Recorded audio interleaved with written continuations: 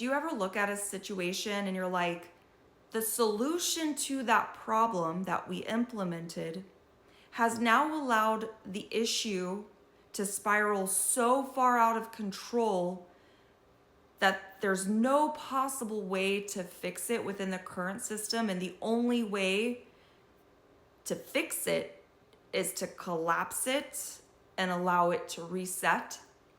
Because that's what we're basically looking at right now. And it's a lot to do with what this government shutdown is concerning. And I'm talking about healthcare. When you hear the word subsidy, what do you think that means? Because that's what they're arguing about. They're arguing about letting the subsidies from the American or the Affordable Care Act to expire, which means that the government is no longer going to subsidize health insurance, which makes it more affordable for Americans. As Americans, we're disconnecting the pieces. We're looking at the federal government like they're the bad guys. And they are. Don't get me wrong. They absolutely are. But there's no reason, none whatsoever, that one single solitary company should be profiting $25 billion and receiving subsidies from our government. That's United Healthcare in 2024. Now, they only got to bank about $16 billion of it because apparently there was a cyber attack, but that's irrelevant.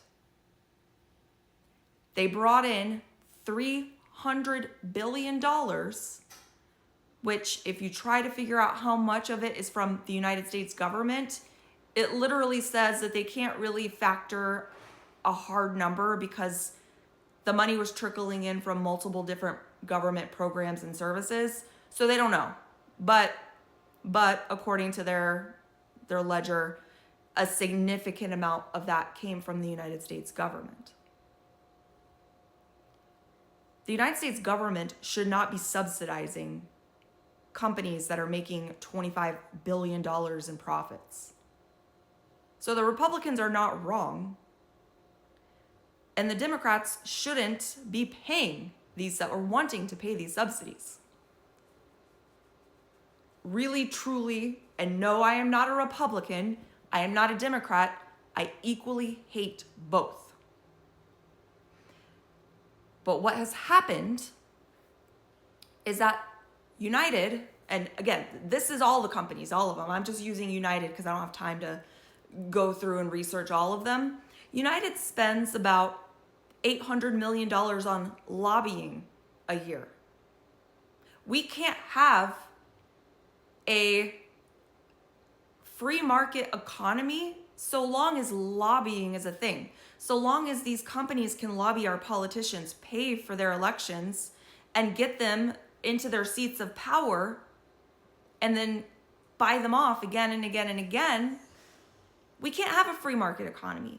Insurance can't ever be affordable because the government's never going to regulate, which I know isn't free market, but so long as the government's going to refuse to regulate a market that's getting ridiculously out of control, and they're going to instead use tax dollars to subsidize these companies can get away with charging astronomical amounts of money for just base medical insurance.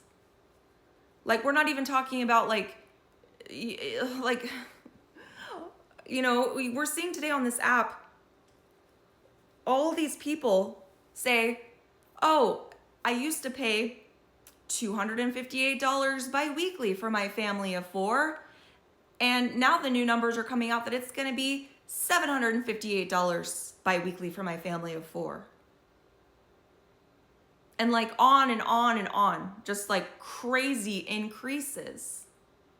And while yes, maybe some of it is due to tariffs, a lot of it is due to the fact that the Affordable Care Act is expiring, and now instead of sending the bill to the United States government, they're sending the bill to you. Your bill was always that much. It was just being subsidized by the tax dollar or the taxpayers.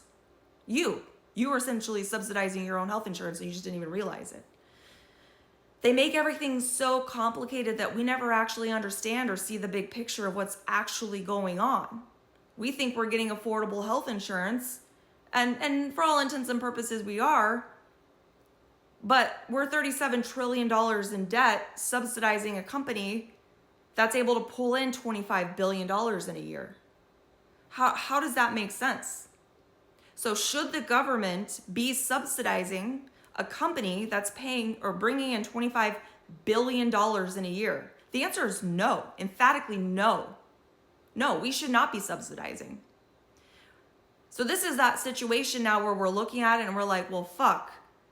That solution, which was really just fucking running the numbers and putting them on different ledgers and tricking Americans into thinking that the health insurance was affordable when really it wasn't, has gotten us so much in trouble. Like, we can't afford to subsidize it, but the insurance companies are fucking greedy as shit and they don't want to reduce their insurance premiums. So now it's like a situation where we are going to have to collapse the system.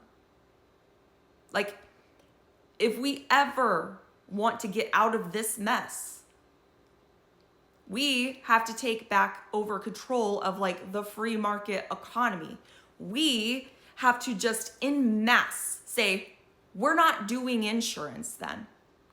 We're not doing it. I was at my friend's house this weekend and she was telling me she spends $1,400 a month for her family of 5 to have medical insurance. I don't even want to know what it's going to be when she sees the numbers for this coming year. Like, at that rate, like, you might as well just bank that into a high yield savings account and then you've got money there if anyone ever gets sick. So maybe that's what we need to be doing. If you were paying $300 a month, $600 a month, $1,400 a month, and no one has a pre-existing condition where they're actually getting their money's worth out of that insurance, fucking cancel it. Put the money in savings. Fuck it. And then if you get seriously sick, go somewhere and get treatment.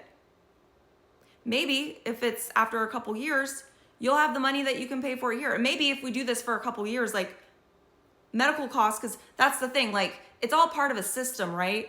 It's like, because, you know, like insurance, like medical goes up, but like if you actually like talk self-pay, the prices are like relatively, I mean, they're expensive, but they're not what you see them charging to your medical insurance. You can go to Thailand, for example, and I just looked this up, and my dad lives in Thailand, so I know their insurance or their medical care is relatively inexpensive. My dad has lived there for 35 years. He has what they, like the equivalent of a Medicare card in Thailand, and it's $6 a month, and it covers everything. But if you're gonna go to Thailand and just do self-pay for like breast cancer, I think radiation's like $2,600. Proton treatments, I don't know what that is, but sounded expensive.